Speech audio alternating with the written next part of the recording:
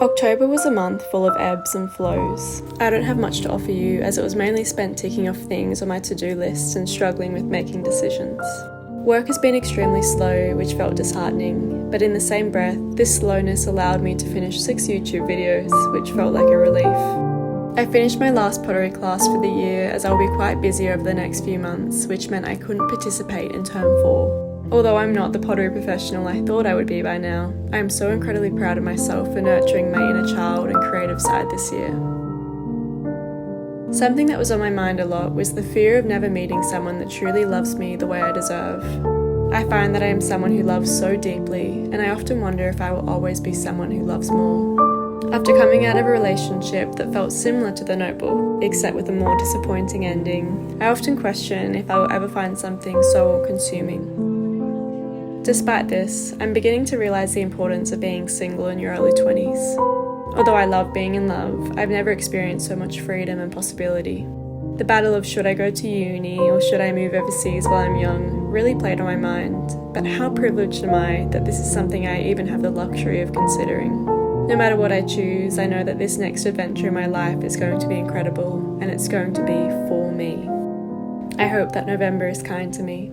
I can't believe that this year is almost over. Hello, I'm sitting you down. It is a Sunday.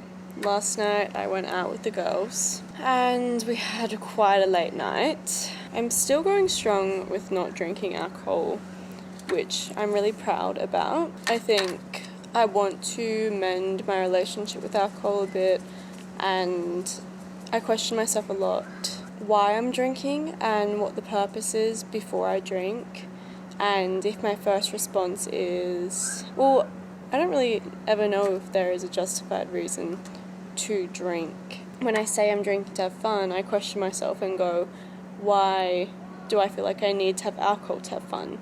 And then if I say I'm drinking because I'm anxious, I'm saying, why am I soothing myself with alcohol? Why can't I soothe myself? I think that stopped me from drinking a lot. And although I really do like the taste of some cocktails, I think that's the only thing, well, no, it's not the only thing that tempts me, but it is a big thing that tempts me because I do really love a cocktail. I am really proud of myself, especially after everything that's happened in these last few months. If there's ever a time where I'm like, I need a drink, I have restrained myself, and I think it's just been a good practice for self-control. But I am feeling very tired today. I have been house-sitting with my friends Jordan and Josh. When I say house-sitting, I mean my house, but I cannot sleep alone in a house. It's been 7 days now, and I'm really enjoying it. It's been really nice to live with friends. I love my mum and dad. I love living with them. It's so much fun. But I think, sometimes I wonder whether I missed out on much of my younger, early 20s moving out with friends life and that whole experience. I've been feeling a little bit anxious recently. I had a little stalk of my ex last night. I know that things are changing, and I've talked about this before, about how I grip on tighter every time I feel like I'm letting go, if that makes sense. Also, these nails, I did them the other day, yesterday. They are Kessler Black. I think they're the Pinot Noir shade. I never really do my nails this colour, and it's also spring, so this is probably not the appropriate colour, but I kind of don't mind them. I've been thinking a lot recently about moving and lifestyle choices and where I want to be this time next year. And I got into uni for psychology, which is something that I've always wanted to do and something that I do want to do in this life. But as soon as I got in, I was excited, but I realised that it's such a big commitment, and I've always really wanted to move to Paris, and I've always imagined myself moving to Paris young, and it's a 4-year course, so by the time I finish, if I was to do full-time, which I'm not going to do, I'm going to do part-time in the beginning because I don't want to push myself and hate it when I'm just adjusting, if you know what I mean. It's 4 to 8 years, so I think that's a bit overwhelming, and it's made me freak out a little bit because that's a big commitment. Sometimes I regret not going to uni when I was fresh out of school, but if I had gone to uni at that age, I would have been doing teaching, which is something that I don't really want to do. I couldn't imagine teaching. So hindsight would have been great, but I just wouldn't have been on the same life path. So there is no point for me really going, I wish I went to uni then, because I would be done by now. And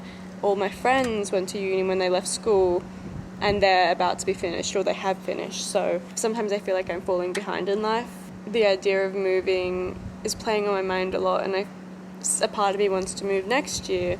And then even my friends Geordie and Josh are wanting to do a trip to Africa, and they want to do volunteering, and they said, oh, do you want to come? And that's something that I would really love to do. Now that there's that blocker of, oh my god, I would be in uni during that time, I do kind of stress that I'm going to be missing out on life because I've got uni, and it's not this instant gratification of like traveling. It's something that pays off over time. And I don't necessarily want to be a psychologist, but I think I got into psychology because I went through something really traumatic last year, and even going to therapy now and learning about why I am the way I am and how my brain works, and also becoming more and more empathetic as I'm getting older. The mind and psychology is something that is so interesting to me, and I think part of me going to psychology and wanting to be a psychologist or studying psychology is I want to understand why I went through what I went through last year. And it's so funny that I'm saying this right now. When I'm saying this is the first time where I haven't felt this strong need to get revenge on the people that did what they did to me last year, and like give all these hints about what had happened, which is really weird because for the last few months I've been struggling with revenge, and I saw this amazing podcast by Emma Chamberlain, and it was incredible. It was about the topic of revenge, and I felt so validated and seen, and this feeling of, you want tit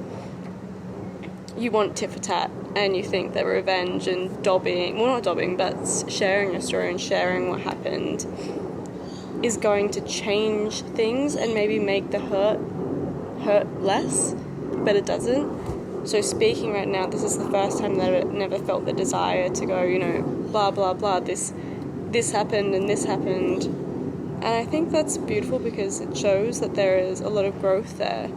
And I'm not perfect, and I still go through a lot of hard times, but I think that is so exciting to me. I'm really, really proud of myself, and I'm really enjoying alone time recently. Like, I don't have my phone on me right now, and although I'm talking to the camera, I've been talking for a while now. I came outside while Geordie and Josh, I let them go have some alone time and hang out as a couple, but I brought my book out to read and have some solo time, get off the couch and be in nature a little bit, even though I'm in my pool area. But I'm reading this book by Rachel Cusk, and it's Outline, and to be honest, I bought it because of the cover, and I also saw Moya buy it, and I think she's so cool, but I saw her reading it. I think it's gonna rain. I'm gonna make this quick. I don't know if I like it. I'm sorry.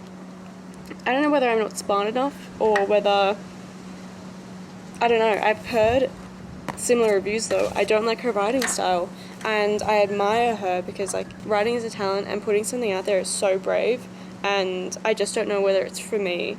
I think she's super descriptive in the way that she writes, and sometimes a little bit too descriptive, and I feel like it's a book that I really need to be switched on with. And when I'm reading at night, it's when I need to wind down, and I'm trying to give my brain a break in a way, and I feel like I've gotten headaches from reading this because my brain is being strained so much in those later hours of the day.